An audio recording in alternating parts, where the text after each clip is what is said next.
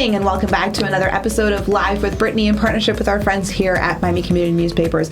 My name is Brittnie Bassant, President and CEO for Chamber South, and today I have with me Dr. Rina Santiago-Guia. She is the licensed clinical psychologist, clinical director, and co-founder at Monarch All Health. I got it. Yes. Hey, I did it. I read off the screen. But I did it. Yay. So thank you so much, Dr. Rina. I'm just going to call her Dr. Rina for the rest of the interview. Thank you so much for being here, for joining us this morning. So excited to have you on and chat a little bit about you and, of course, about Monarch All Health. And so just to start off, I really want our guests and our audience to get to know you on a personal level. So kind of walk me through your journey, like personal and professional, kind of blended together. Like where were you born? Where'd you grow up? Where'd you go to school? And then how'd you get into being all of those things, including the co-founder of Monarch All Health? Well, good morning, Brittnie, and thank you so much for having me here. Absolutely. Well, I was born in Rio Piedras, Puerto Rico. My goodness, yes. that just rolled off your tongue. Puerto Rico, but where in Puerto Rico? Rio Piedras. Wow. So it's actually San Juan now. Oh, okay. They've pretty much blended into San Juan. Okay, very cool. So easier, San Juan, Puerto Rico.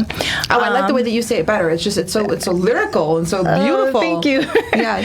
So I lived there till I was about 4 or 5 years old, and then we moved to the States. I lived in New Jersey, in Patterson, for about 8 years. So when you moved from Puerto Rico, you went to New Jersey directly? Mm-hmm. Wow. My father was transferred there with his job.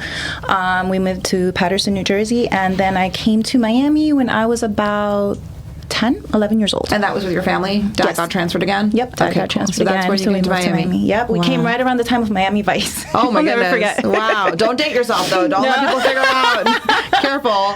They can do some quick math. I am okay with that. It's not a problem. So I basically attended high school here in Miami and college as well. I went to Barry University. Oh, wow. Great. Where I received my bachelor's. And then I went to Nova Southeastern University where I received my doctorate in clinical psychology. Wow. I then did I did my 1-year internship as part of my doctoral program in Puerto Rico at the VA. You went back. You went back home. I did. And I did my internship at the VA. It was amazing. I was living with my dad while we were there. So it was definitely a wonderful. In Puerto Rico? My father does, and my extended family. Yes, that's exciting. Yes. That's a really full circle moment. It really is. To be able to come to the United States, to get the education, to sort of like get all the things that you need, and then to be able to go back home and use those skills to help the people in your country. I love that. I loved it. It was definitely an experience, especially at the VA too. Yes. Like what? Yes, it was. So at the VA. You're just layering on so many amazing things. Thank you. What a beautiful journey. And then I went to Lincoln, Nebraska. Talk about a change. And I did sorry. I did a 2-year residency in Lincoln, Nebraska. My direct supervisor there was Dr. Matthew Nassetti. And I learned at that time, which was the area of focus that I wanted to do in my career. Because at one point I thought I wanted to work with divorced families, family therapy, things of that nature. But after doing my residency in that area, I realized, you know what? I really want to hone in on the ages 0 to 5. Because I realized how important early intervention was. So many times a lot of mental health professionals or even medical professionals will say, oh, no, wait until they turn 5 and then we'll see how it goes. I couldn't disagree more with that. Early intervention is the key. Even if it's just a simple assessment, you can figure out what little things need to change. It could be something as simple as having a new bedtime routine. That's crazy. Let's get the bedtime routine, or let's, instead of doing timeout, let's try this. A little tweak here and there when they're 2 or 3 years old can make the huge difference as far as any challenges that you might have once they get older. Yeah. So for 10 years, I've basically focused on that area before starting my own mental health center, Monarch All Health. Wow, and you said that was 10 years? Yes. Wow, that's amazing. And I love that you talk about that. And I think for a long time, there's always been the stigma about like, oh, it's just, kids being kids or whatever the case may be. And our community has really come a long way in recognizing that there's mental health and there's a spectrum of mental health, and it can be something very small. Like you said, a small change and a small tweak can make all the difference. Absolutely. And we're getting so much better at recognizing that early intervention and making those changes to ensure the success of all of our community members, all of our individuals. So I love that. That's so important in being able to nurturing a strong community. So how long were you in Nebraska? I did a 2-year residency in Nebraska. And then you came back to Miami? Yes. Okay, yes. Awesome. All right, perfect. Wow. That's amazing. So when you were a little girl, like growing up, 5 years old or so, let's talk about 5 years old, what if someone said, hey, Dr. Rina, well, they would have been, hey, Rina, hey, Rina, what do you want to be when you grow up? What would you have said? Well, exactly what I want, it's hard to remember when I was a child, but I do know I've always had a love of animals. I mean, absolute love. I was always raised with cats, and I just loved observing them, watching them, seeing how they interact, how they do things, just seeing their communication, because they don't talk. But yet they communicate behaviorally. Course, so I guess absolutely. I always had some type of interest in behavioral psychology, not recognizing it. So behavioral psychology in animals. Exactly, How exactly. crazy. So I love that was probably love for animals. When you're a child, you think veterinarian. I know. So I'm the same. We were talking about this briefly earlier because I don't like to chat with my guests too much before the show because I want it to be an organic conversation. But the love of animals is an underlying theme. It was the same thing when I was little. I loved animals. I think I wanted to be a marine biologist because I just wanted to play with dolphins. I could never go the vet route because I'm like, well, what if it's sick and I can't help it? And then I get too emotionally attached, and I completely understand Well, that. I have to tell you what happened with me. When I was in undergraduate school, I initially started saying I wanted to be a pediatrician because, yes, I loved animals, but I also really liked working with kids. Always liked that, but I thought I was going to be a medical doctor. So I started pre-med in undergraduate, and I did about 3 years of pre-med, never took a psychology course. 3 years of I did pre-med? 3 years of pre-med. I made it all the way up to organic chem 2. That's intense. It is. It was. It really was. And that's part of what kind of dissuaded me a little bit because it wasn't coming naturally for me. And as much as I wanted it, it wasn't coming naturally for me. That was really upsetting. So I said, okay, I'm going to try something. I'm going to volunteer. I'm going to volunteer in this area and see how well I do. So I volunteered at an emergency room, and I didn't last very long. Once I saw blood, I kind of got very pale and almost passed out. Oh, my goodness. And I said, that's not a good sign. They don't make you work with blood in like year one of pre-med? Like, let's just see how this person handles blood. No. I was literally standing there. They brought someone in. They were going to do something. I think trauma. I don't remember what it was. I just remember the person. I'm shaking just thinking about it. Okay, the person was laying there, and I saw blood, and I'm like, I gotta go. Excuse me. I can't watch this. And I said, okay, time to change majors. I took one psychology course, and I was like, wow, it just went. Because that was your underlying theme throughout your childhood. And I didn't even realize Observing it. Absolutely loved it. But before that, then I did pre-vet. I was like, okay, I love animals. I'm going to do pre-vet. There's still blood with animals, too, I know, Dr. but Rina. it's an animal. I didn't. Exactly, right? You would think. I didn't last very long, 2 semesters. I volunteered at a shelter, and they, of course, being a volunteer, being pre-vet, they're like, okay, I'm going to let you work with the animals. I couldn't so much as give them a shot. I wanted to play with them. I wanted to cuddle with them. I would give them a shot, like, I'm sorry. Yeah. I couldn't do it. And then they brought in an animal that was completely torn up from a dog fight, and I was in tears, and I'm like, I can't do this. Yeah, it's tough. I can't do this. I have a lot of respect for people that work in with animals in that regard, and also in like the social causes. They do a lot of work with nonprofits, and so people that work with kids, or people that work with like foster children or homelessness. I get so emotionally attached to these things that I have to I got to work in economic development. Like you can't really get that emotionally attached to economic development. You can, believe me, you can, and business growth. But I have a lot of respect and appreciation for people who can handle that, because it really does take a certain level of grit and tenacity. It really does to be able to do that. You and I have so many similarities, because we do. I was supposed to do law. My parents kind of, sorry, mom and dad, but they really pushed me into like going to law school. I didn't want to, but that's just what I was told that I had to do. And so I was a good little daughter, like, okay, I'll go to law school. And I did an undergrad of pre-law, and I was like, I really like this. And it dissuaded me. I was like, this is not my passion. Yeah, it's just not resonating. Yeah, so wow, there's so many underlying themes here. So now I'm really, we talked about it a little bit. What are you the most passionate about? And I know animals and a love for animals is Absolutely. a huge part of it. Animal activist, 100%. I see, in fact, this morning we saw, I was driving my daughter to school, we saw a little stray dog. She's like, Mommy, if the dog is still there after school, can we pick it up? I said, absolutely. Don't get mad at me, Dad. I said, absolutely, we can pick up the dog and take it over to Eddie's dogs, and he'll take care of it. I know Eddie's dogs. Yes. You do? I got my dog from, I got my dog, Honey, from Eddie's dogs. I've taken dogs to Eddie's dogs. Oh my gosh. Yes, absolutely. I love Eddie's dogs. I was just talking to him yesterday because I had a neighbor who had these little puppies, or who had a friend with French bulldogs that they were going to euthanize them because they didn't want the dogs anymore. Aww. So I immediately called Eddie's dogs, and he was like, give me their number, I'll take them. So yeah, I got my dog from Eddie's dogs. Oh my gosh, how beautiful! I love Eddie's dogs. Yes, I've taken dogs there. I was actually just driving down. I'm not okay. This is where like Brittnie's a little crazy comes out. So I was driving down 216th. I live in Cutler Bay currently. I'm moving to Miami Beach. That's a whole other story. But I was driving down 216th towards Old Cutler Road, and it was late at night, and there was this big black dog, and I didn't realize that there was a dog in the street. The traffic pattern was disturbed a little bit. Didn't realize there was a dog in the street. So I'm driving down, and I pass the dog, and he's like the sweetest thing. He's just like walking up to the cars. He's in the middle of the road. It's dark, and he's black. And this big black dog, and I'm like, oh my God, this dog is going to die. And so I have the tiniest car, and I'm just like, what am I going to do with this gigantic dog? And I have a cat, and I'm like, none of these things are resonating in my head. I'm just like, gotta get the dog. So I make a U-turn, and then as I'm driving back, and he's on the other side of the street, I see a police officer, and I'm like, okay, he's going to stop and pick up the dog. I'm going to be off the hook. And the police officer drives by, and I'm like, nah, I got to get the dog and chase out the police officer and be like, sir, what are you doing? Take the dog, please. Thankfully for everyone in my life, because they would have all had to jump in this regard, a very good Samaritan, whoever the man was in the white BMW on 216th and Old Cutler just a couple of days ago, just stopped, opened the door. The dog was just like, hey, new friend, jumped in the car, and the guy drove off. And wonderful. I'm like, oh, thank God. Goodness. But yes, I mean, that's, I believe in the good of humanity. Absolutely. And that there are people out Absolutely. there that will do those things. And that's a big, but yes, I'm no longer allowed to bring home stray animals. Yeah, if it were up to me, our house would be a shelter.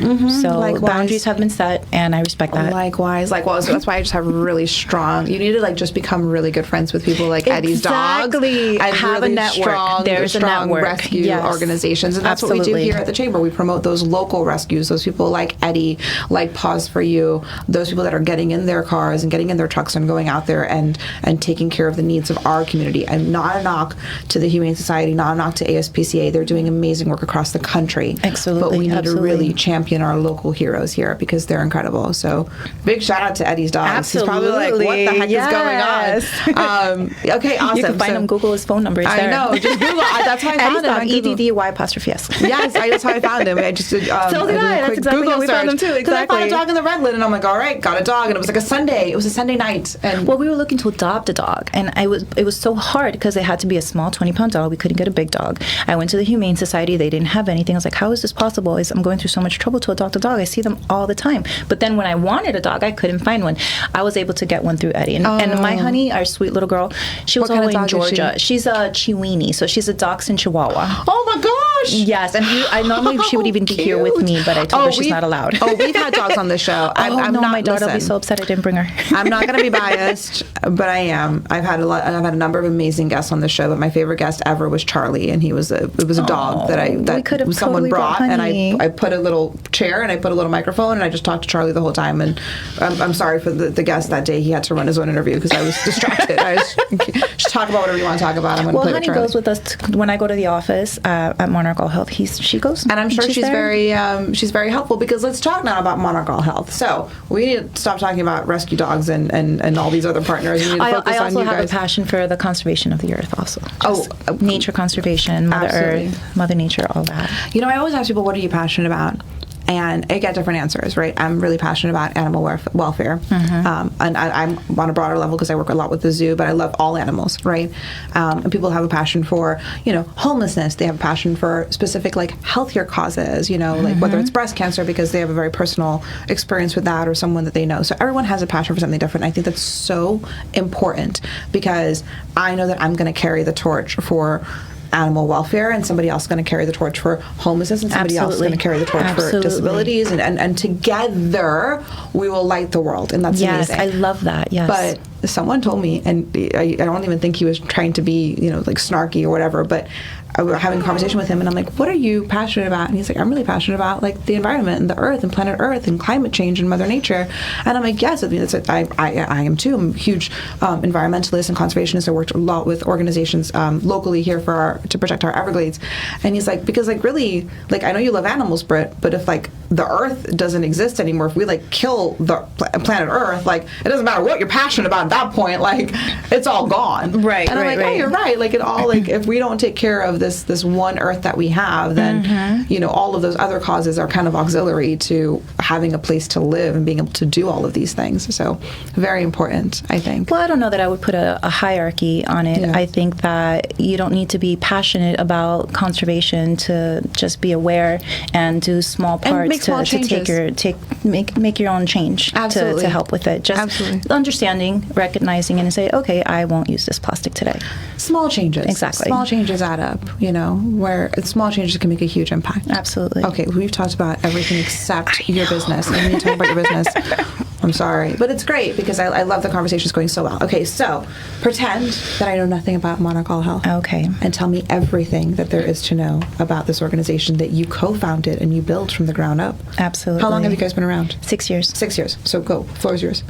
So Monarch All Health. Monarch All Health started just shortly after I had my little girl. She's now 7 years old. That's how I always remember how many years. It's 1 year less than her. Oh, okay. So after I had my little girl, I was pregnant. I had my little girl, and I said, you know what? Do you only have one daughter? Yeah. Yeah. I was like, I'm an older mom.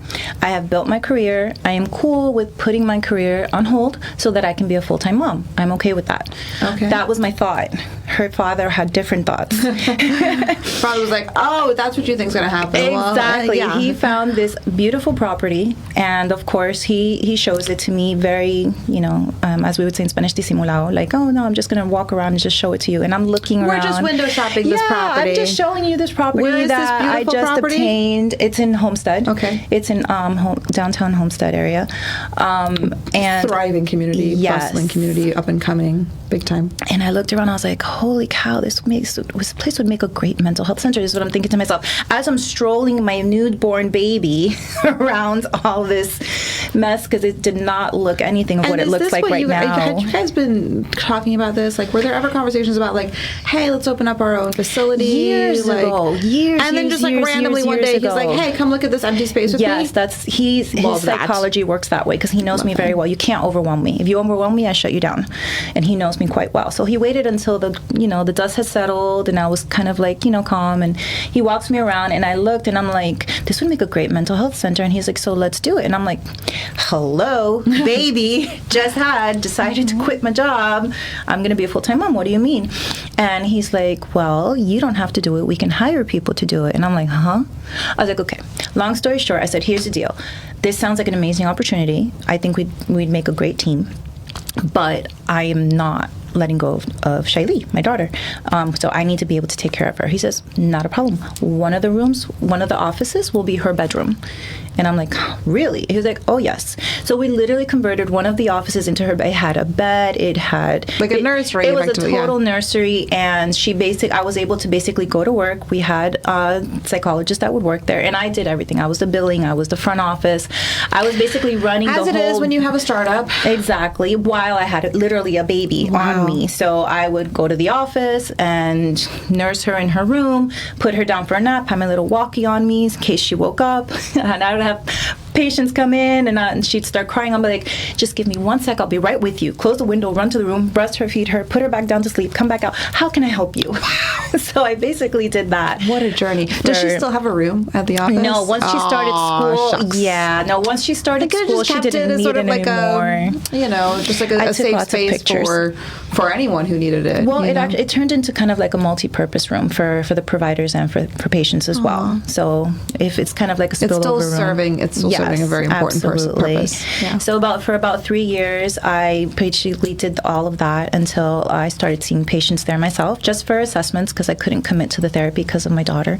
She always remained a very big part, and I still remain a very big, mom role.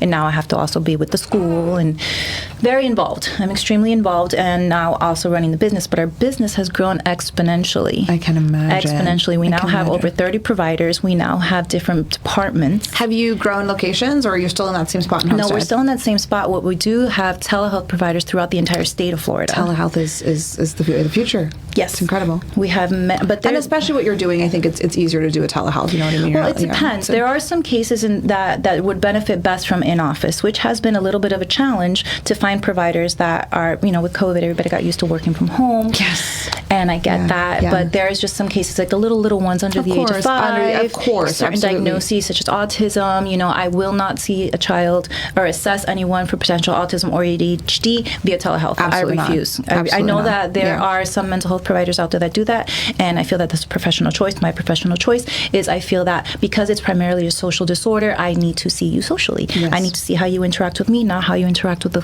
computer Exactly. screen. Exactly. So my personal opinion and clinical, I feel that it's best to do it in person. So those cases are the ones that I will have in office. And then, of course, there's also therapy cases. Some parents prefer it. They don't want the technology anymore. They want them to physically be seen in the office. Good. So luckily, we have ample space, ample offices at our Homestead location. I don't know if you have this number, but like how many patients do you serve, maybe on like an annual basis, or it's a tough number, right? That is a tough number. What about on a monthly basis? I could tell you on a weekly. On a weekly basis, okay. We can just do math, guys. I think on a weekly we're at like about maybe a little over 100. Oh, wow. Wow. Yeah. That's incredible. Yeah, that's what I said. I was like, holy cow, that's a lot. But our billing department is like, yeah, you've grown. I'm like, sorry, we'll get you help. So we're hiring. You're hiring? Yes. What are you hiring? Oh, gosh. Everything. What aren't we hiring? We are looking for specialists, particularly EMDR. We have one EMDR specialist. What is EMDR? Eye movement desensitization and reprocessing. So I know, that was a lot of information. Let's just keep it back to EMDR. EMDR. Oh my goodness. Okay. So essentially, one of the things that sets Monarch apart from other mental health centers is that we have pretty much within our over 30 providers, we have people that specialize in different areas, such as EMDR. EMDR is very trauma focused. So it's all about recognizing the trauma, re-experiencing it, but redirecting the way that the brain processes it. When you say like trauma, this is me just getting really technical. I'm looking at time now because I'm just like, tell me more. When you say trauma, like, how does that relate to like PTSD? Is that similar in that regard, or like is it a different kind of trauma? Like, explain that a little bit more. So trauma is individually based. Trauma can be a car accident. Trauma can be the loss of a pet. Trauma can be sexual trauma. It could be anything for anyone. Trauma within itself is individualized to that person. It's all about how the person is experiencing and or re-experiencing whatever happened. If it's something that they have flashbacks, something that they're trying to actively avoid, that's more along the lines of a diagnosis of PTSD. But there are very different ways that people will experience trauma. It's not only through PTSD. Okay, interesting. And sorry, in terms of like, 'cause I know you focus a lot on early intervention, right? Yes. You're on the 0 to 5 age range, but what's the clientele that you serve, like in terms of age range? All and ages. Everyone. Once again, anyone. because we have over 30 providers, we have people that specialize in working with the elderly. We have people that specialize in working with depression, anxiety, medication management, speech therapy services. I specifically do diagnostic evaluations. So if you need to, and that's a big one that's happening right now, especially with autism. You know, because of the COVID pandemic, a lot of the little ones that in the middle of when they needed to be socialized were not able to be socialized. So now the question is it because that they behaviorally were not exposed that they're not socializing, or is there a neurological issue happening here? I'm like, I can look at the behaviors. I can look at that. But the best way is a diagnostic assessment, not just a little checklist. I highly encourage anyone who has a child that they are not sure, is this autism, is this ADHD, what's happening here? Get psychometric testing. Do not just do a little checklist that is given either on the internet or anywhere else you would go, because those checklist behaviors can all be because of other things that might be happening. There's sensory processing disorders. There's behavioral disorders. Children are not going to respond the same way that adults respond. And every single person, like by virtue, is an individual. Like everyone's different. We're all different, and so that's extremely important. So 0 to 5, of course, early intervention is key. Yes, that's what we were talking about Absolutely. earlier. Early intervention is key, but really just making sure. Like I love that. If you are not sure about something, if you don't know as a parent, or as a guardian, or as someone who's responsible for this individual, you know, reach out to you guys and get that testing, that testing done, because it's so important. One of the things I wanted to also emphasize was ABA therapy. I was going to say, we need to talk about ABA.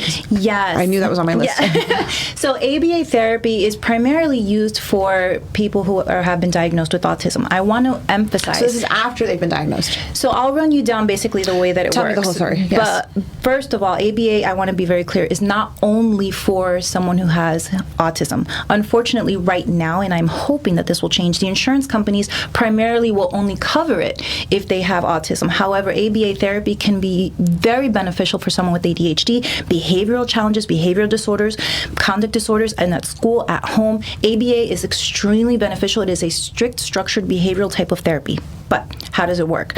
In order to obtain ABA therapy, the first thing you need is a diagnosis. autism in order for the insurance to cover it. So you can get a diagnosis either from a neurologist or a psychologist. Most neurologists, and I will not say all, but most neurologists, even though they diagnose it, because they are not behaviorally trained, and psychologists are, and that's the trick part. And this is the part that I've even had arguments with insurance companies. Autism is a neurological disorder that is behaviorally diagnosed. It seems simple, right? You're talking about two completely different professions. Neurological disorder, neurologist. Behaviorally diagnosed, psychologist. Medical, mental health. Insurance companies have a huge divide there. I have a question. Do you have any neurologists on your team? No, but they will be next. Not yet. Not yet. That's a not yet question. Not okay, yet. Good. Perfect. Because I'm like, yet. then you can just bring it all under one roof. I've actually considered going to medical school and becoming a neurologist myself. Oh. I have considered it. She was like, I have my daughter. Be the neurologist. I can be the neurologist. I get that mindset from my supervisor, Dr. Matthew Nicetti, or my ex-supervisor, Dr. Matthew Nicetti. He's actually our collaborative physician now. I love that though, because like that, I think it's so important because you can bring it all under one roof, and then you're making it easy for the client, for the people that you're serving. Just be like, hey, just come here and we will figure it out. And that's the idea. That was basically my vision with Monarch. One of the things I noticed when I worked in a bigger company for almost 10 years, I was there about 9.5 years, was just how challenging it was for these families to obtain services. I would evaluate a family and then I'd say, okay, go here for behavioral therapy, go there for individual therapy, you need family therapy, you need this, you need that. Everybody was going all over the place. At Monarch All Health, we have all the services in one place, especially for those that are seeking ABA therapy. So you start with the diagnosis. Most times a neurologist will tell you, you need to see a psychologist. That's me. You come to Monarch. So if the neurologist refers, then you refer over to the psychologist. Correct. Again, your insurance is going to cover all of this for the most part. Right. And you guys will work with them on that because you have that team for billing and everything Correct. else. Okay. Just make sure. So for the most part, the neurologist will then say you need to see a psychologist for a diagnosis. I will then do the gold standard assessment, which is the ADOS and the ADIR. I will get the diagnosis, and then once they have the diagnosis from the psychologist, now we move you to our BCBA, board certified behavioral analyst. There we BCBA. Go. I love knowing what the anagrams stand for because what the acronyms stand for. Sorry, not anagrams. Acronyms stand for because then it helps me understand it. Board certified behavior analyst. Yeah. So now the BCBA goes in, and now which we have on staff, and then they go ahead and analyze the situation, and now they're the ones who come up with the treatment plan. Once they have the treatment plan, now they have the RBT, our registered behavioral therapist. Now, the RBT is the one who actually goes into the home, school, or office to actually carry out the strict behavior plan that the BCBA put in place. So they continue. It's basically the therapy continues between the BCBA as the supervisor and as the one who's essentially running the show, okay? And the RBT goes in and actually carries out and does and tracks all of the behaviors that they see happening and the improvements to the BCBA. And the BCBA also provides parenting skills, also provides supervision, helps the parents and the RBT to help the child. You said that they go into homeschool and office. Yes. So it's like an observational. It's more than observation. They actually go in to provide therapy at the Really? school. It's the only one that the insurance companies will cover is RBTs, ABA therapy in the home, in the school, and or at the office. Wow, yes. that's amazing. And the insurance companies, for the most part, depending on how severe the case is and what the BCBA recommends, we're talking about up to 20 hours of therapy a week. Wow, that's incredible. Wow. I could talk to you for hours, but I can't. I'm going to talk to you for a little bit more than what the time that we have allocated, though. Because I'm really curious. This is just me going completely off script. I'm sorry. It's not going to be that crazy. But your logo and, of course, the name. Mm-hmm. So the butterfly and the monarch. Mm-hmm. Tell me. I'm sure there's a story behind this. There is a story behind it. So in our home, we have a butterfly garden in our backyard. And it's absolutely beautiful. And it's something that actually kind of came about, once again, after I had my little girl. After we had our little girl. And just, it's when you look at the evolution of a butterfly, right? I mean, and you're wearing the butterfly. Yes, I am. So, everybody learned this in school, right? You have the little egg, it turns into a cute little caterpillar, and then it turns into a chrysalis, and then from the chrysalis, it emerges. Now, think of mental health. You know, everyone goes through stages in their life. Everyone goes through moments in their life. And you start as a tiny little egg. And you evolve and you learn and you grow until you finally, maybe when you're in the chrysalis, I need a little bit of help. I'm shut down. I need help right now.